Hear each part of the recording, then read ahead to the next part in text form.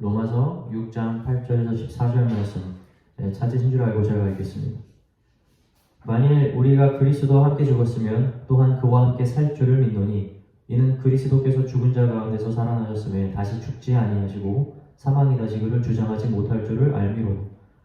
그가 죽으심은 죄에 대하여 단번에 죽으심이요 그가 살아계심은 하나님께 대하여 살아계심이니 이와 같이 너희도 너희 자신을 죄에 대하여는 죽은 자요 그리스도 예수 안에서 하나님께 대하여는 살아있는 자로 여길지어다. 그러므로 너희는 죄가 너희 죽을 몸을 지배하지 못하게 하여 몸의 사욕에 순종하지 말고 또한 너희 지체를 불의의 무기로 죄에게 내주지 말고 오직 너희 자신을 죽은 자 가운데서 다시 살아난 자같이 하나님께 드리며 너희 지체를 의의 무기로 하나님께 드리라. 죄가 너희를 주장하지 못하리니 이는 너희가 법 아래 있지 아니하고 은혜 아래에 있음이라. 아멘. 최근에 뉴스에서 어느 한 유명 연예인이 필로폰을 투약한 혐의로 구속되었다고 합니다. 이러한 뉴스와 관련해서 다양한 뉴스가 쏟아졌는데 그 중에서 저에게 좀 가장 충격을 준 것은 실제로 만약에 일반인이라 할지라도 우리 한국에서 본인이 마약을 구하고자 다짐을 해서 한다면 찾을 수 있는 루트들이 굉장히 다양하다는 거예요. 우리가 생각한 것보다 이 대한민국 사회에 마약이라고 하는 것이 굉장히 깊게 침투했다는 것을 알 수 있다는 거죠. 이 마약을 하면 그 사람이 그 즐거움을 느낄 때 분비되는 특정한 호르몬이 있는데 이것이 우리가 일상적으로 느끼는 양의 최대치의 약 1000배 정도를 발산시킨다고 해요. 그럼 얼마나 행복한 감정을 느끼고 얼마나 좋은 감정을 느끼겠습니까? 그죠? 그래서 그것을 한번 경험한 사람은 그것을 잊지 못하는 거예요. 그거 손대면 자기가 가지고 있는 명예 다 없어지는 거 압니다. 그거 한번 손대면 건강 다 망가질 거, 미래가 없어질 거 알아요.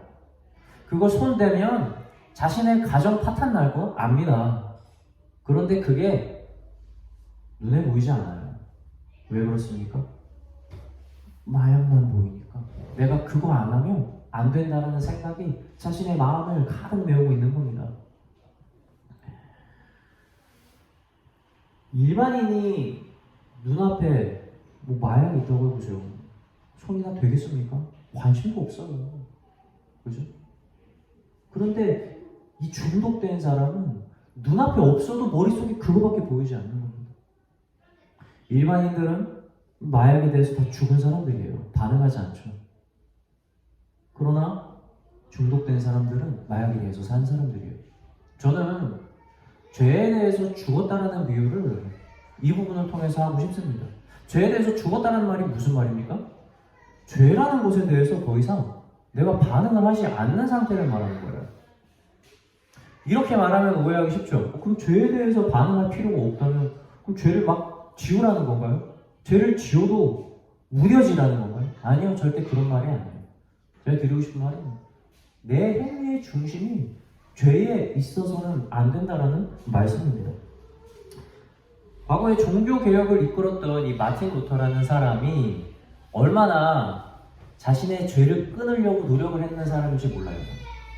이 사람이 아무리 노력을 하고 노력을 해도 계속해서 죄가 끊어지지 않으니까 이 사람이 굉장히 걱정을 많이 한 거예요.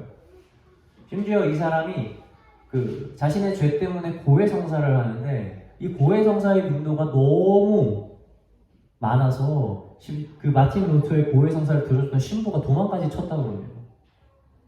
얼마나 죄에 대한 고민이 컸을까라는 생각을 해보는 거예요. 그런데 이 사람이 로마서를 읽고 딱 깨달은 것이 있어요.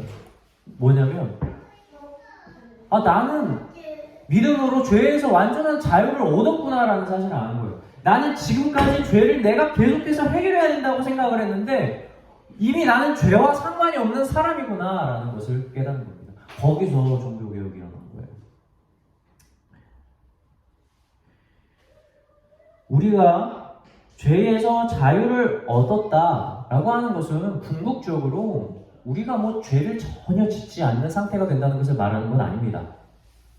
바울도 이야기를 해요. 그 다음 성경에서 7장에서 이런 말을 하잖아요.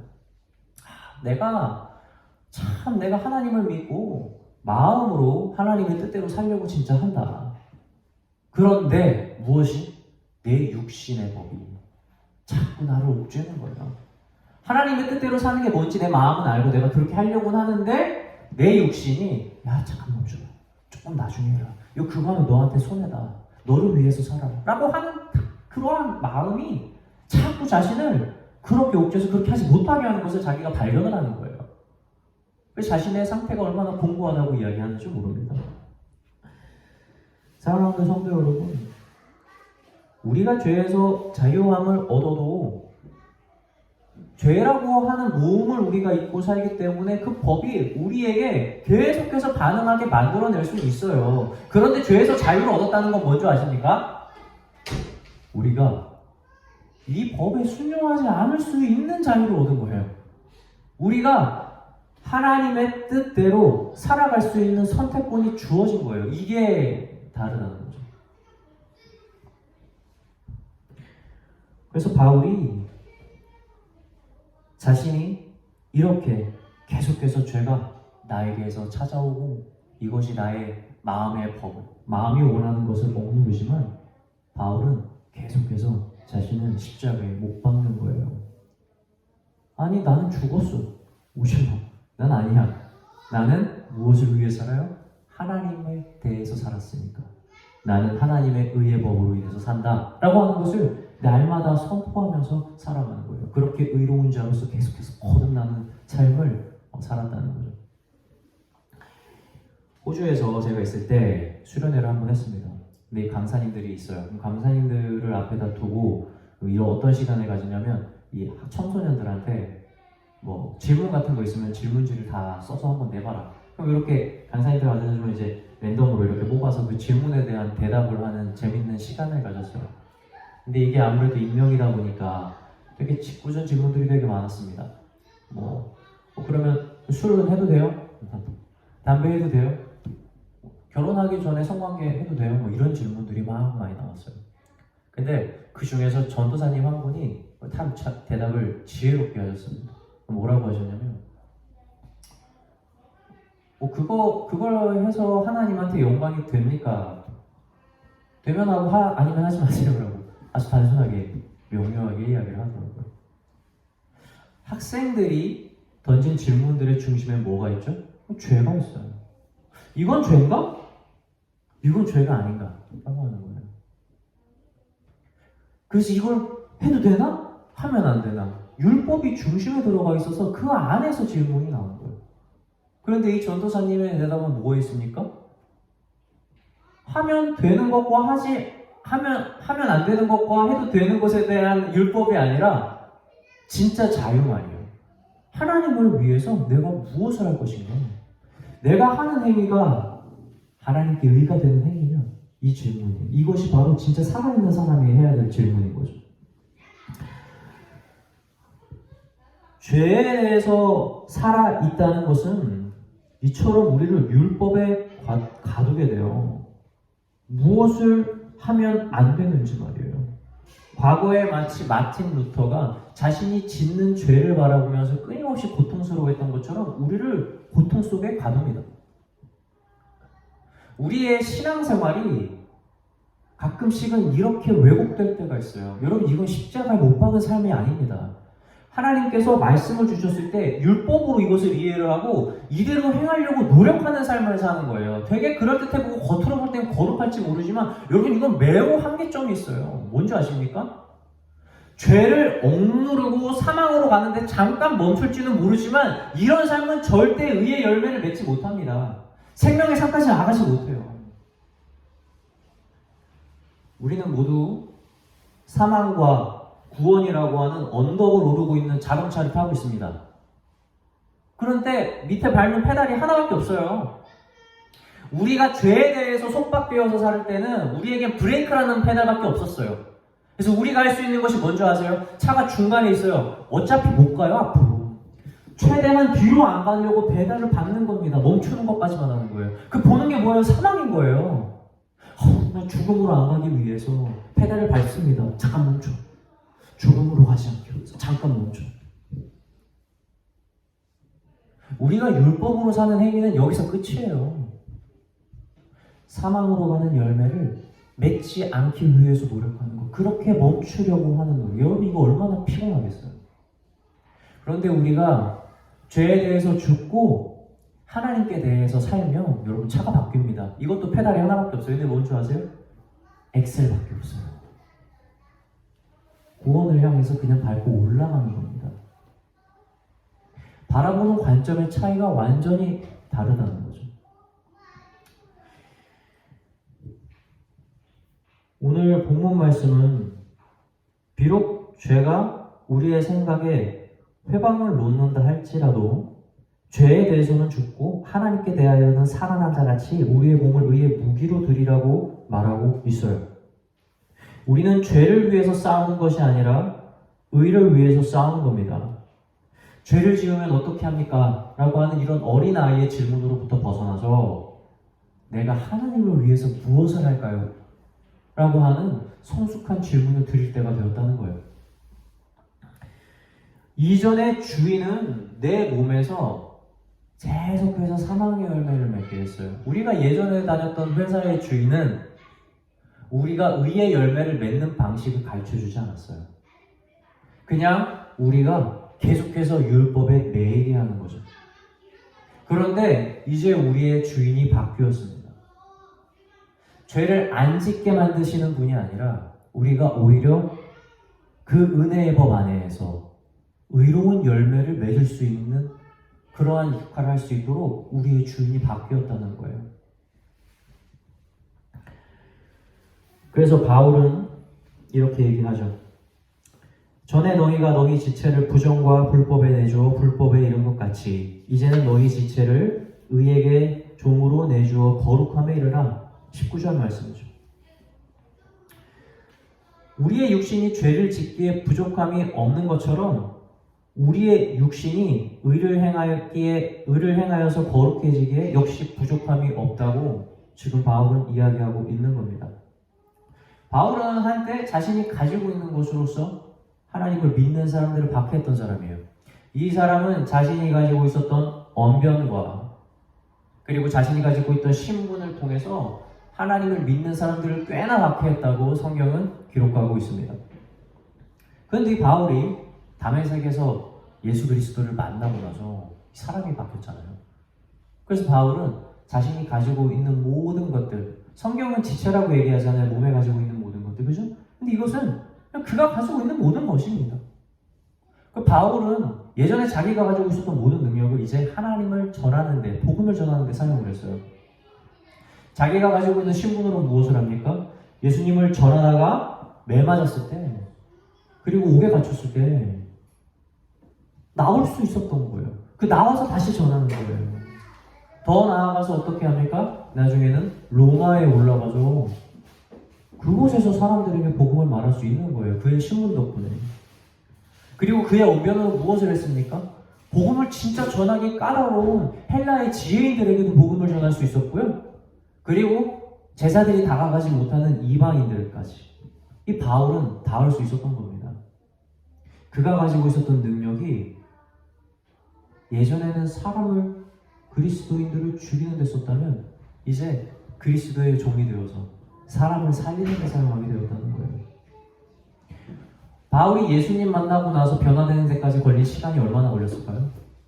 성경에서 기록을 하고 있어요. 정확한 길자는 기록하지 않았지만 바울이 예수님을 딱 만나고 빛을 받고 눈이 멀잖아요. 잠깐, 그렇죠? 그리고 바울이 나중에 아나니아에게 끌려가서 잠깐 동안 쉬는데 그 쉬는 시간이 며칠이라고 이렇게 있어요. 그래서 눈에서 눈꺼풀이 벗겨지고 비늘 같은 것들이 벗겨지고 그리고 음식을 먹어서 몸을 회복하는 그 며칠의 기간, 그게 끝이. 하나님께서 사람을 부르면 여러분 그냥 그 사람을 쓰는 거예요. 그 사람이 준비될 기간, 그리고 그 사람에게 필요한 것, 여러분 우리 이런 것에 속아서 안 됩니다. 바울이 예수님 만나고 바뀐 거 딱 하나밖에 없어요. 사울이라는 이름에서 바울로 바뀐 거예요. 정말 재밌죠? 세상 사람들이 볼 때 똑같은 바울인데 주인이 바뀌니까 이름이 바뀌는 거예요. 완전한 새 사람이 되는 겁니다. 여러분, 제가 복음을 왜 좋아하는 줄 알아요? 아무 가능성이 없어 보이는 사람, 죄 가운데서 사는 사람, 정말 버려진 인생 같은 인생, 하나님이 만나면 바뀌는 거예요. 그가 가지고 있는 모든 것이 그냥 하나님의 복음을 위한 도구로 된다는 거죠. 우리는 종종 하나님을 믿고 따를 때 이런 생각을 해요. 주님, 아직은 아닌 것 같아요. 주님, 제가 시간이 조금 더 필요한 것 같아요. 주님, 그리고 제가 당신을 이렇게 섬기려면 저에게 이게 좀 있어야 될 것 같아요. 저는 이것이 부족합니다. 여러분, 그런 사람은 하나님이 쓸 수가 없어요. 하나님은 그냥 우리를 부르십니다. 하나님이면 되는 거예요. 주인이 바뀌면 끝인 거예요. 내가 너를 쓰겠다라고 부르면 여러분, 그건 끝입니다.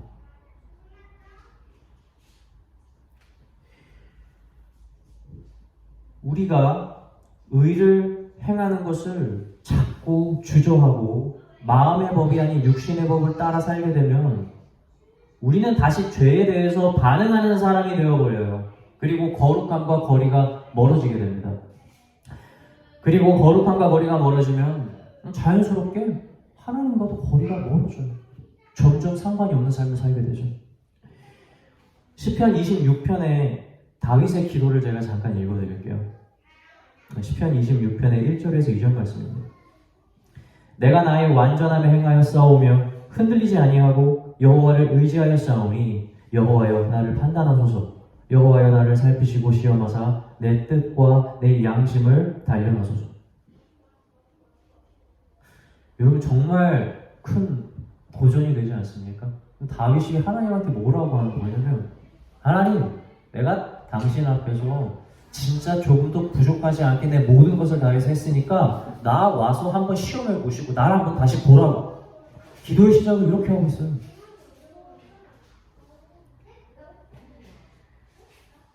하나님께서 아무리 뒤져봐도 자기에게 드러날 것은 거룩한 밖에 없다고 다윗이 확신을 하는 겁니다. 그래서 다윗이 기도할 수 있는 거예요. 다윗의 기도의 능력이 왜 있습니까?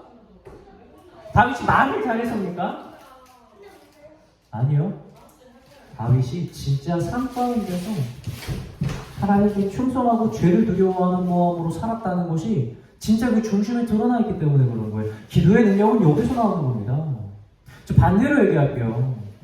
왜 오늘날 교회 그리스도인들 가운데 이렇게 능력이 없는 줄 아십니까? 삶에서 찾아볼 수 있는 거룩함이 없어서 그래요.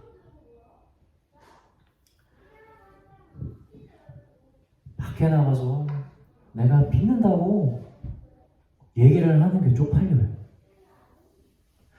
복음을 내 입술에서 전하는 것이 100번 맞는 일이라는 것을 내가 알아요. 내가 얘에게 줄 수 있는 것이 복음밖에 없다는 것을 알아요. 근데 복음 말 못하는 겁니다.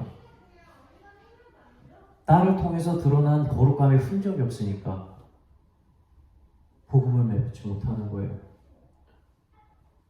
왜 가정에서 우리가 자녀에게 신앙을 물려주는데 실패하는 줄 아십니까? 뻔히 알아요. 진짜 중요한 것은 신앙이라고 하는 거 마음으로 다 알고 있고, 얘네들은 말씀으로 가르치는 것이, 말씀으로 성숙해져서 예수님을 만나게 하는 것이 나에게 가장 중요한 일이라는 것을 알아요. 근데 내 입에서 말씀을 못 가르치는 거. 왜냐하면 내가 내 가정에서 행했던 삶과 내 행위와 내가 뱉었던 말들이 말씀과 전혀 상관이 없는 것들이 너무 많은 거예요. 이런 식으로 거룩함이 없으니까 우리 입술에서 예수님이 나오지도 않고, 아니 예수님을 입술로 내뱉는다 할지라도 그것은 영광스러운 예수님이 아니라 오히려 그분의 이름을 먹칠하는 일이 되니까 우리의 삶에 능력이 없는 거 아니냐는 거예요. 어제 저희가 정말 오랜만에 한 4년 만에 저희 아르쿠시 동기들을 잠깐 만나러 나갔습니다. 그래서 다 만났어요. 근데 애들이 다 하는 인사가 뭐냐면 야, 우리 목사님 오셨냐고 이렇게 얘기를 해요. 목사님 오셨냐고. 저는 제가 목사라는 직분을 가졌다는 것에 대해서 참 감사한 게 있어요. 뭔지 아세요? 어디 나가서 죄를 못 지어요. 어디 나가서 말 함부로 못하고, 어디 나가서 막 내 위주로 행동을 못하겠어요. 다 그걸 보고 있는 거예요. 근데 여러분들도 마음에, 이 가슴에 예수 그리스도라는 명칭을 달고 있지 않습니까? 나만 이래요? 목사만 그렇게 삽니까? 여러분 다 보면서 교회 다니고 예수님 믿는 사람들 얼마나 이 사람들은 거룩한지 다 보고 있어요. 그리고 그들의 삶이 정말 그리스도 안에서 변화되고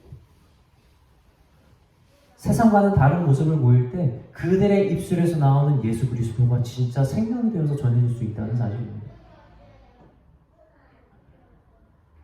베드로가 설교했을 때 왜 수천 명이 믿었어요? 물론 그 시대적인 컨텍스트가 있습니다. 그 당시에 성령의 일은 너무 시간적으로 급했던 것은 있어요. 당장 많은 제자들을 만들어내야 됩니다. 그래서 그것을 회방하는 마귀의 일도 굉장히 육신적이었어요. 믿으면 죽이는 겁니다. 그런 시대였긴 해요. 그런데 그 전에 제자들의 삶을 보세요. 자기들이 예수 전하는 것 때문에 잡혀가서 매를 맞는데 즐거워했어요. 내가 예수님 때문에 매를 맞는다. 그들의 삶이 예수 그리스도의 제자로 부르심을 받는데 조금 부족함이 없었다는 것. 말씀을 마치고자 합니다. 하루라도 빨리 거룩함을 향해 나가세요. 더 이상 죄에 반응하지 말고 오로지 하나님께 산자로 반응하면서 살아가십시오. 숙제를 대충 한 학생은 숙제 검사하는 시간이 엄청 걱정돼요. 근데 숙제 진짜 철저하게 하는 사람은 선생님이 숙제 검사 대충 할까봐 걱정합니다. 다윗이 그런 마음이었던 거예요. 주님, 내 삶을 대충 보지 말고 진짜 당신 지금 보는 것보다 더 자세하게 봐서 나 한번 시험해보세요. 내 안에 당신을 향한 사랑이 얼마나 큰지. 우리의 기도의 시작도 다윗처럼 이러한 자신감이 넘치는 기도가 되길 주님의 이름으로 축원합니다.